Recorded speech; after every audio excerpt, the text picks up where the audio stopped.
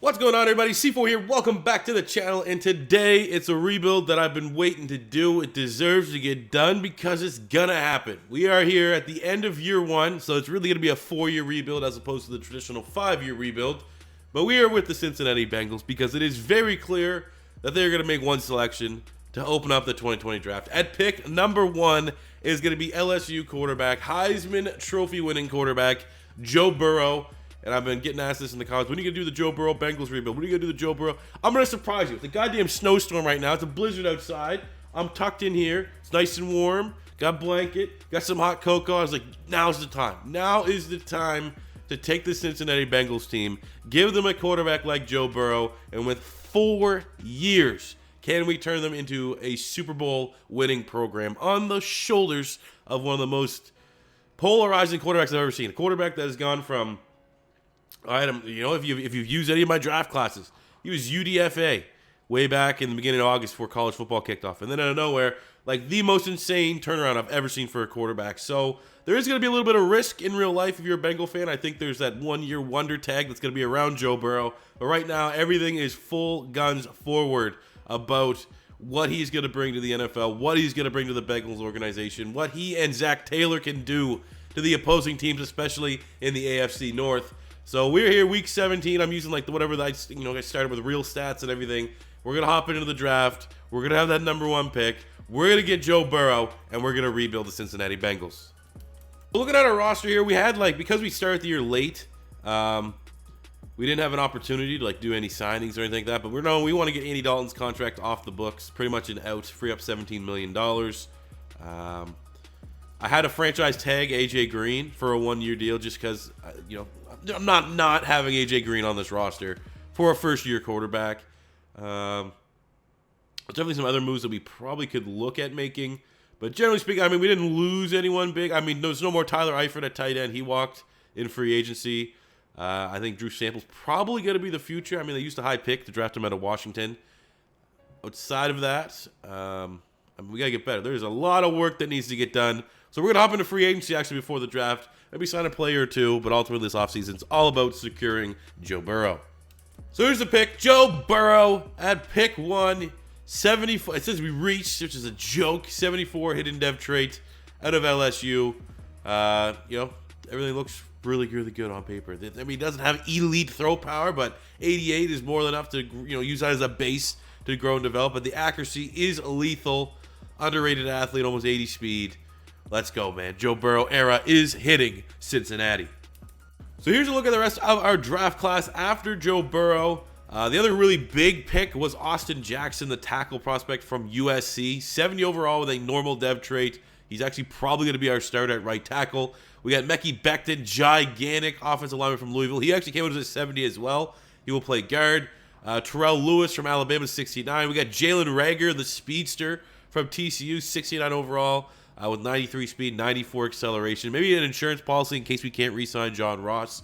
We got Julian Blackman, corner from Utah. And then Hakeem Ajeni, who was a guard, interior offensive lineman from Kansas. I'm actually going to slide him in to be center. He's a 66 overall. And obviously, he might be our starter at center, which is not great. But overall, top to bottom, very solid draft class here for the Cincinnati Bengals. But year 1, well, actually, it's going to be year 2. It's kind of going to be a crapshoot. Our team is still really, really bad. We're going to need another full offseason to get the right amount of assets for this team to be considered a contender. So we're at about the midway point of year number 2, 3-5. So we already have 2 more wins than what the Bengals actually got. But we're still bottom dwellers in the AFC North. Not exactly where we want to be. Looking at the stats here for Joe Burrow. Oh, all right, played like a top 5 quarterback in the NFL as a rookie. That is awesome. Would definitely want more wins than what we have. And he's unlocked his dev trait. And he is a superstar dev trait, which is no surprise. It's my draft class. I couldn't remember what I gave him. I thought there was a chance I gave him X Factor. Baller.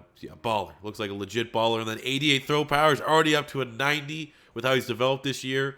Agendi came up with a star dev. Becton had a star dev as well. Samples got from normal to star. We've got Boyd from star to superstar already. I don't think any dev traits on the defense. I know Carl Lawson, and I know it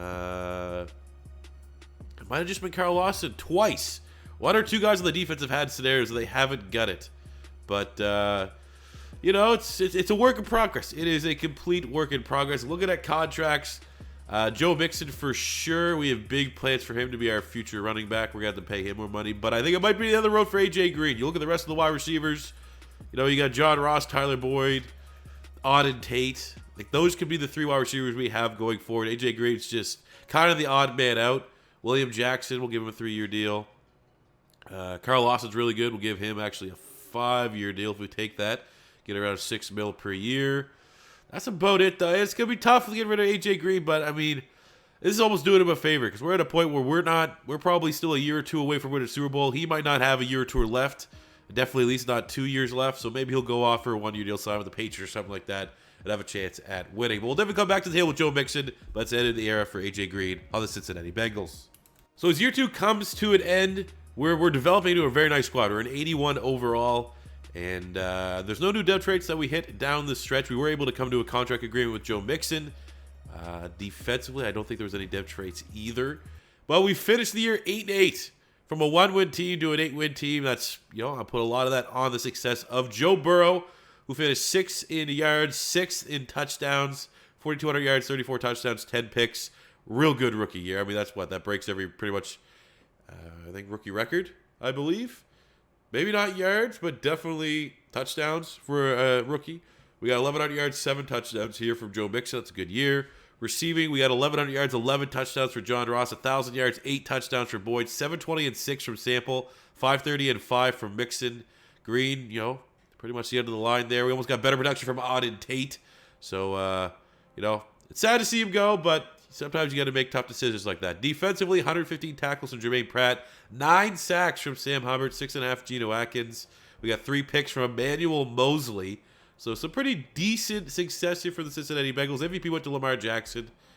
Offensive Player of the Year went to Lamar Jackson. Joe Burrow coming in number 7. Defensive Player of the Year went to Myles Garrett. We had no one. Offensive Rookie of the Year went to Joe Burrow. Dope. Defensive Rookie of the Year went to Dylan Moses. Terrell Lewis, our outside linebacker, coming in at 8. Best QB went to Jacoby Brissett. Joe Burrow at 4. And then for individual awards, we did not have any single player, but it was pretty much the Joe Burrow year. Now, the only thing that's annoying is that where he came 6 in yards, 6 in touchdowns, he's not going to have an opportunity, I don't think, to go from superstar to superstar X Factor. But knowing the kind of production he can have this year, I think we should hope maybe by the end of next season, the end of year 3, we could be looking at a superstar X Factor quarterback. Well, let's get into the offseason here. Hopefully have another big free agency, and because it's a Madden-generated draft class, cheese that a little bit and get this team over the hump. Free agency, we're just going to try to make one big splash. Somehow, Kevin King, formerly Green Bay Packers, had a superstar dev trait. So we're not going to go in crazy, but we're going to come in 6 points higher than the Chargers. Hopefully, we can land a surprising superstar corner to our defense. So as we look at our draft recap after landing Kevin King in free agency, double dip again at corner. I mean, William Jackson's not getting any younger. And this guy here ticked all the boxes. Tracy Potter from UConn, 5'10", 209. Could even maybe play some safety. 76 hidden dev, 94 speed. The zone's great. This is actually one of the better corner prospects. DBs. He's really a general defensive back that I have ever seen in Madden 20. So that is great. Second round, we got Irvin Bartholomew from Southern Miss, 71 normal. And then just, no other good dev traits here. Jet, the linebacker. Masters, the tackle. And then I started taking guesses in the 5th round, and the fact that I'll tell you right now, if you ever see a guy that's like UDFA, you want to try to cheese side bench press, if they also have like a really fast 40 time, like if they have a green 40-yard dash time, green's usually at their first, second, or third, don't draft them because they're almost 100% a 58 overall player. But the first 4 picks, all really, really nice, but that is an unreal corner. It's going to be exciting to follow him for the next 3 years for the remainder of the rebuild. Year 3 for Joe Burrow and the Bengals, 81 overall. So go from one of the worst rosters in the NFL to pretty much, upper mid-tier. We have Burrows entering the year as an 87 overall quarterback. Mixon should get into the 90s. I think Tyler Boyd should get into the 90s. I would love to see a demonstrate for John Ross to get him up to a superstar. Auden Tate has a big opportunity to grow as he will be our slot wide receiver this year. You look at the offensive line, all pretty good dev traits. Jackson's also has youth on his side. So as long as Billy Price and Ajeni in the middle there keep developing, this is going to be a really, really nice offensive line. Sample should get into the 80s this season. So the offense is coming right along. Defensively, a little more veterans, guys that I'm not expecting to develop a whole lot more. More so Geno Atkins and Will Jackson. But we brought in Kevin King, the superstar corner. in free agency. We drafted Potter, so it's looking pretty good going forward. Bates and Von Bell are nice safeties. We have Jermaine Pratt, who went from normal to a star dev. He's our money backer. He's getting lots of tackles, which helps, obviously, him grow in dev trade. Barton's been solid. Same with Terrell Lewis. I definitely wanted to see one of these defensive ends, though, grow and take their game to the next step. Lawson's probably had 3 failed dev trade scenarios since we've done this rebuild, so maybe this will be the year that the computer actually helps them get. I think it's under 75 rushing yards, but I mean, it's a solid team. It's a really, really solid team. We were 500 last year. I think this year, especially if Joe Burrow could keep up those fringe top 5 quarterback numbers, we could be sneaking in through the wild card. Coming out from the bye week, we're 3-4, so just a little bit off the mark here in the North. Still not out of it, but probably out of it for this year. Joe Burrow, oof. All right, peaked just a little bit. Knowing that he peaked a little bit, I'm going to have no problem jumping in, at least for this week, for the dev trade scenario for Drew Sample to go from star to a superstar. It's what, 2 touchdowns? 3 tutties, 150 yards. It's pretty easy. I should be able to get that. Without really stressing. He is the Ravens, though. That is a tough matchup, but I will hop in and try to get him that, which means I most likely will. I'll just force feed him the ball. Contracts. We have Jesse Bates, who I see right out the rip. Actually, when they made this pick, I thought this was an outstanding pick, and he's become one of the more reliable defenders on a Bengals team. So we get him. John Ross, hell yeah, let's extend you. 5-year deal. You're really good. You're turning your career around. Sam Hubbard's been pretty solid as a defensive end. We probably could do a little bit better, but we have so much money. I'm not opposed to it. Auden Tate is our 3rd wide receiver. I think he can grow and develop. He's still young. He's already at 80 overall. But you know what? Actually, the fact that Sam Hubbard wants more money, I don't want to be blinded by the dev trait. We'll wait. Actually, I'm going to wait. I'm going to see. If he can get at least 7 sacks, I will do what it takes in that one little window you get right before free agency starts to re-sign him. If not, I'm not going to get blinded by the age of the dev trait. If you're not playing well, you're not going to get a fat new contract. So at the end of the year, we actually got a low-key dev trade for Jermaine Pratt, who went from star to superstar. One suggestion. You got to get more than 4,000 XP when you make that big jump. But we just missed the playoffs. We were 8-8 last year, 9-7 improvement, but 2 10-win teams in the North kind of bump us out. And I've been kind of paying attention. Disappointing year from Joe Burrow. Touchdowns aren't bad. The yards are low. But if we focus on 28-7, that's obviously a down tick from what he had last year, but it's still not that bad of a regression that I'm worried that we're not going to win for the remaining 2 years of this rebuild. We ran the ball a lot better, though. Joe Mixon, baller, averaged 90 yards a game, 1,400 yards, 7 touchdowns. Receiving with low numbers, you're not going to have any dominant receiver. Drew Sample, who did get the superstar dev trait, 70 catches, 700 yards, 5 tutties. We got 707 for Boyd, 606 for Ross, 503 from Auden Tate. So, I mean, maybe it's no A.J. Green. Maybe A.J. Green made everyone else better around him. I don't know. Hopefully that doesn't come back to bite us in the ass. Jermaine Pratt was outstanding, as you saw right at the end there. Got a superstar dev trade. When you get that in a sim, that means you're really, really good. And I think we've already done 1 or 2 Bengals videos. But for sure, 1 Bengals rebuild, and Pratt was really, really good in that. And look at that. 100 tackles, 8 TFLs, 6.5 sacks, 4 picks. Dominant. Our rookie Potter. 91 tackles. I'll take that, even though he has no interceptions. He made a lot of plays. He's a nickel. But low sack numbers for Hubbard. I mean, the TFLs are fine, but that's not really warrant of a new deal. 4 picks for Pat, 3 from William Jackson. So it's not really, I'm not overly disappointed with this year, but still not happy or satisfied. Mahomes is your MVP. In the AFC, Offensive Player of the Year, Patrick Mahomes. Defensive Player of the Year went to Myles Garrett. Jermaine Pratt, runner-up at number 2. We got offensive. Oh, see, now what's good is that because Pratt got that superstar dev trait, there is a chance that during this offseason, where his tackles and those numbers are, he might go to an X factor, which would be huge for this defense. Defensive Rookie of the Year went to Tracy Potter. Love seeing that. Then for individual awards, Jermaine Pratt is your best. Yeah, there's a chance. There's a legit chance with that late Week 17 dev trait scenario that it could get us a X factor upgrade during the offseason, but still.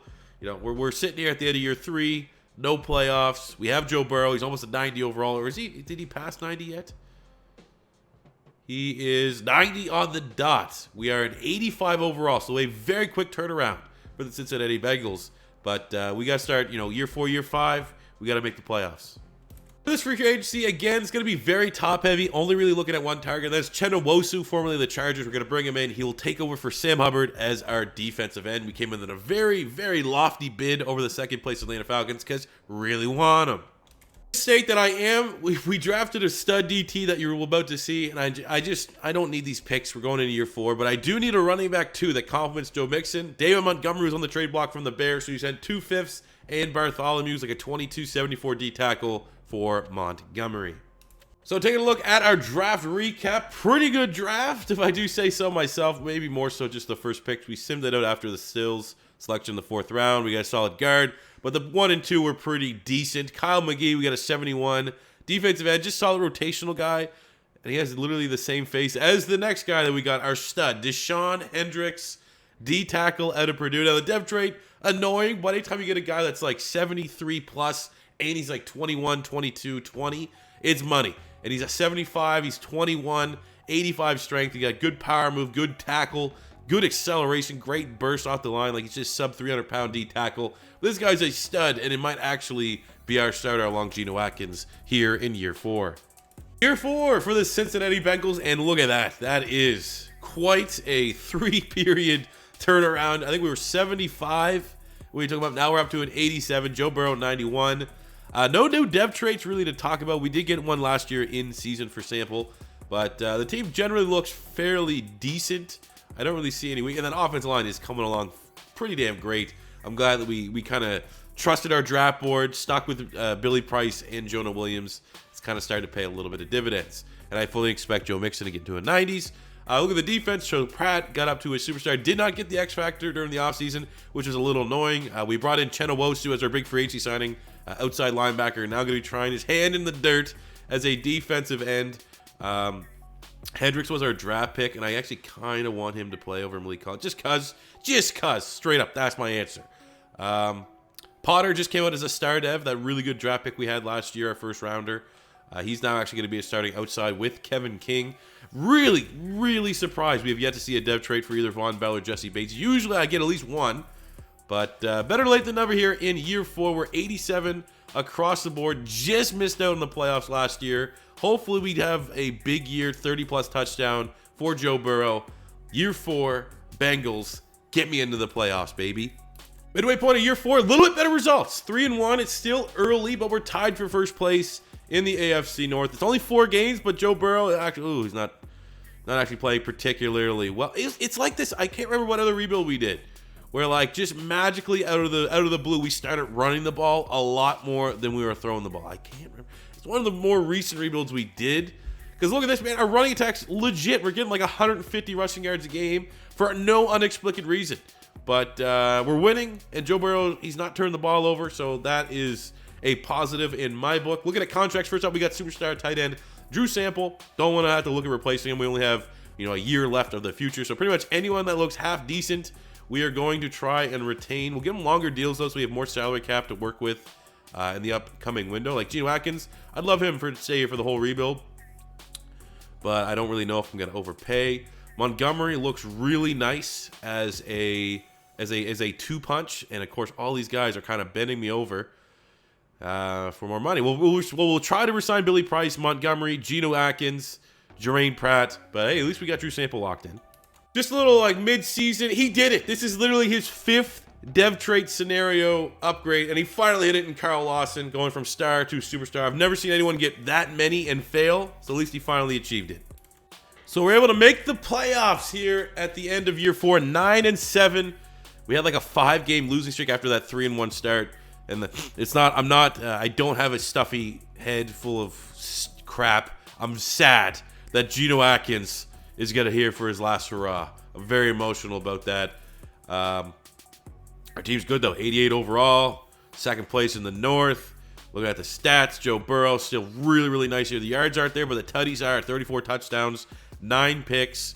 We got a really, really solid rushing attack between Joe Mixon, 1,500 yards, 9 touchdowns, and David Montgomery was 500 yards and 10 tutties. Receiving, no 1,000-yard receiver, no dominant receiver, but the touchdowns look pretty good. 8 for Tate, 5 for Sample, 9 for John Ross, 6 for Tyler Boyd. Defensively, Pratt has been a machine, over 100 tackles, 10 sacks.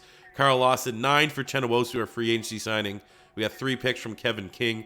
All looks generally fairly acceptable for a fringe playoff team. In the AFC, Jordan Love actually got QB of the year, and he might be featured in a rebuild coming sooner than later. I'm not seeing a lot of Bengals here, however. I don't think any Cincinnati Bengals made it, which is a little sad, but we made the playoffs here in year 4, and our first playoff game is against a 12-4 Buffalo Bills squad, and we're 1 and done. 1 and done. 31-14. The Buffalo Bills knock us out of the playoffs in year 4.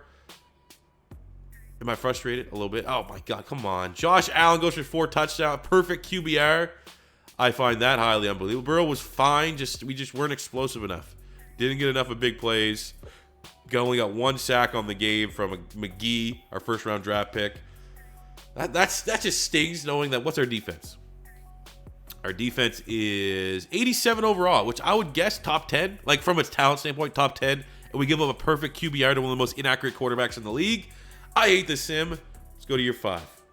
Final free agency period, pretty much just going wherever there was an upgrade. It was a very weak class, but we got Joe Burrow here at guard. He is 7 points higher than what we currently have starting in Billy Price. So we'll look at bringing him in. And Jake Elliott at kicker. So I don't know, maybe we were a kicker away from being a legit contender in the AFC.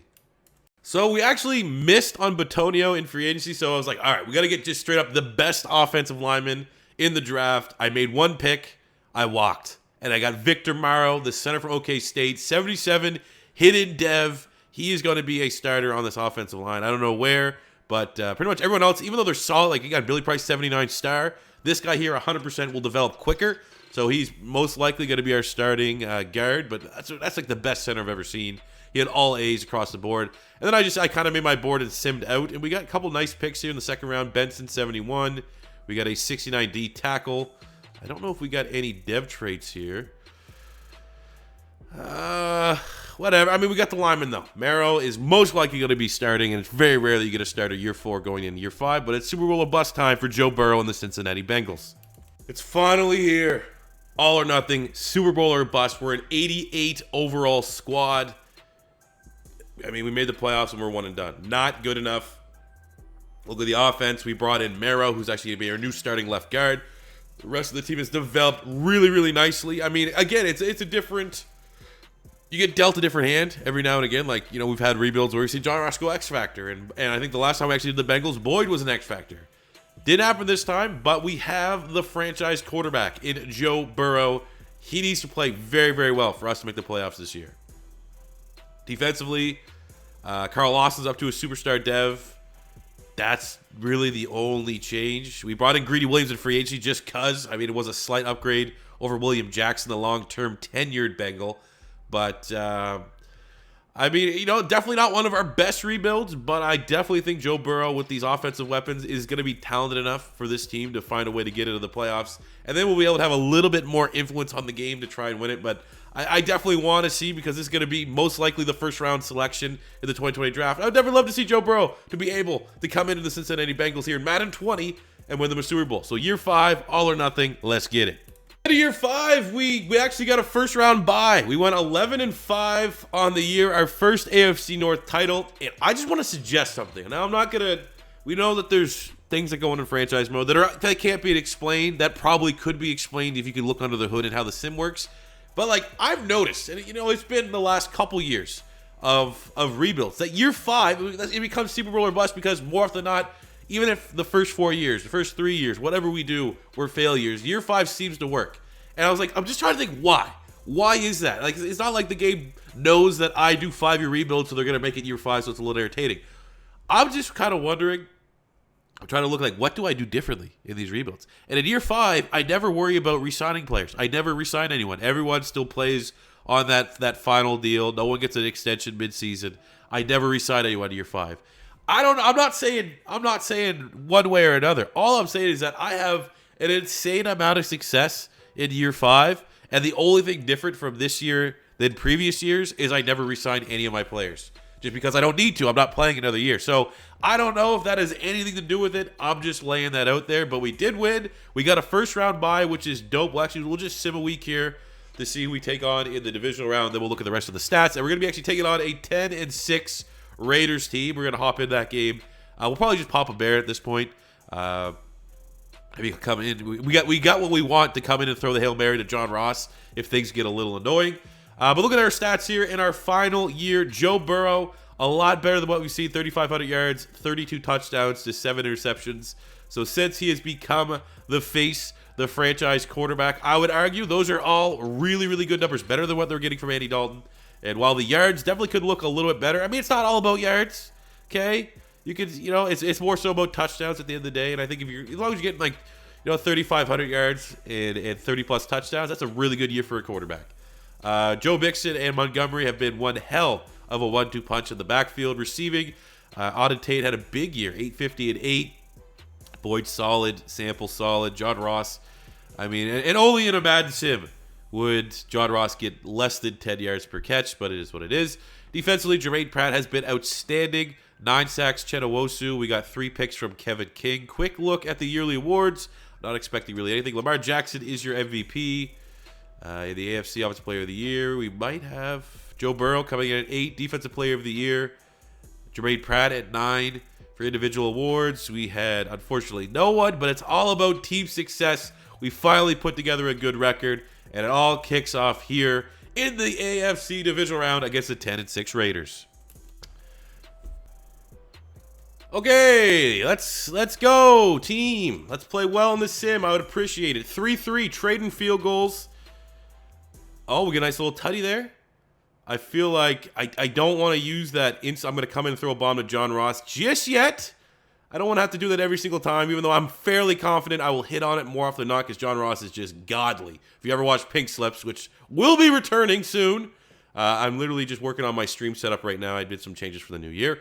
But we know John Ross is deadly, and we did enough here without having to come in and cheese a John Ross deep ball. 34-17. Joe Burrow, phenomenal. 85% completion percentage, 4 touchdowns, outdueling Marcus Mariota as the Bengals are moving on to the AFC Championship game.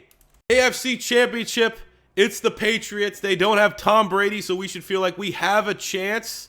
But we're not going to let this game get too out of hand. If they start just insta-scoring touchdowns on every drive, like we'll come in right now and we'll throw a bomb to John Ross. I might have to do it a couple times. Oh, it's only 3rd and 1. Maybe we'll just run this one and see if they can do it. I guarantee they're gonna make us do another third and whatever. Come in, it's 3rd down and Joe Mixon, nice little run there, up to the 23, just outside, looking into the Patriots red zone. Come on! Oh, it's 3rd. Oh, they did it, and they missed the extra point because of course they would. Oh, that's annoying. All right, right at the tail end of the first half, though, we do get a touchdown, which is great. The Patriots are selling for field goals. My confidence is very high in this team right now. 31-17 into the 4th quarter. Patriots turnover on downs, very deep in their own territory, and it looks like we might be able to make it without any John Ross cheese until the Super Bowl at least. 38-24, changing of the guard in the AFC. Trubisky's their quarterback. That's an embarrassing performance to give up to Mitchell Trubisky, but I'll take a 285, 3 touchdowns, over 100 yards on the ground for Joe Mixon, as the Bengals in year 5, everything's on the line, have made it to the Super Bowl. We're here. It's going to be what team can finally get the monkey off their back. 2 teams that have struggled to win a Super Bowl, the Vikings and the Bengals. And I'm going to view this game as like I have 3 bombs to come in and cash in, because I've had 3 opportunities. This is opportunity 3 to come in and throw a bomb to John Ross, and I have yet to use any of them. So I'm going to give myself 3 chances to just chuck it deep, hold B in this game. So there should hopefully be at least 7 points, if not 21. Oh, the safety's there. But John Ross, wide open, gets it, just barely, almost overthrew that one. That would have been actually really embarrassing if he missed that. But when you're this fast, and we know that there's not a lot of speed on the Minnesota Vikings defense, I feel comfortable saying that I should be able to come in and put up some points doing that. So we still have 2 more if we want to try to cash it in. Going back and forth right now, 4-point lead. Why aren't we getting another opportunity? This is very frustrating. Let me come in. Okay, they go in the red zone themselves. They tied up at 21 apiece. And are we going to have to hit a John Ross bomb to win this? I think we do. Let's just go stick. I don't care. As long as, he's B every single time. It's, I think, Xavier Rhodes. We know at this point he's probably 33 with 33 speed. Ah! Pig slips, everybody. Live on. Oh, no. Okay, we got to try to chew some clock here. That is too much time. I mean, we still have 1 more John Ross bomb in the books if we need to, but that is too much time. Knowing the sim, knowing how it wants to work in the Super Bowl, they're going to score. most likely, or they turn the ball over. They did! And there we go!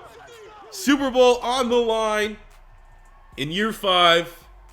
We had a John Ross cheese twice, which I don't have any goddamn regrets about because it's John Ross. It's what I do. And they weren't slants. They weren't slants for those little... My haters. Shout out to my haters in the comments. But there we go. It all worked out in the end. Joe Burrow got picked number 1 overall in the 2020 NFL draft to the Cincinnati Bengals, a team that has been long looking for a franchise quarterback.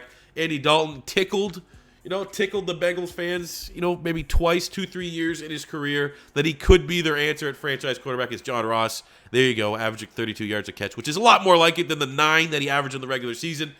But Dalton was not the guy. Joe Burrow proved, after a couple disappointing seasons, made the playoffs in year 4, won the Super Bowl in year 5. And I think even just like one guy winning the Super Bowl, he's probably going to be considered the greatest quarterback in the history of the Bengals. Like, you got Ken Anderson, Boomer Esiason. Andy Dalton probably has a lot of like the passing numbers. But like much like Nick Foles won the Super Bowl for the Eagles, just that win, just that 1 year, you got to be considered amongst the greatest. So I think right now with this, Joe Burrow is the greatest quarterback in Bengals history. Look at that Super Bowl trophy, and that is a perfect way to end the rebuild. So I hope you guys did enjoy this. Let me know in the comment section below what rebuild you want to see next. It might not necessarily be on the weekend. I definitely want, in 2020, my goal was to bring you guys more of what you want to see, and you guys like seeing rebuilds. So any suggestions you want to see in the comment section below, I will get to it. Especially if it's a great idea. Thank you for watching. As always, your first time stopping by, don't be afraid to hit that subscribe button. Smash the like button if you enjoyed. And until next time, it's C4 saying peace out. Money I'm spending, I'm out and I'm shopping. You talking that shit, well you talking and talking. Look at my options, look at me dropping. Ass in the game like who are you stopping? Not me, not me, not never. Not me, not me, not never. Not me.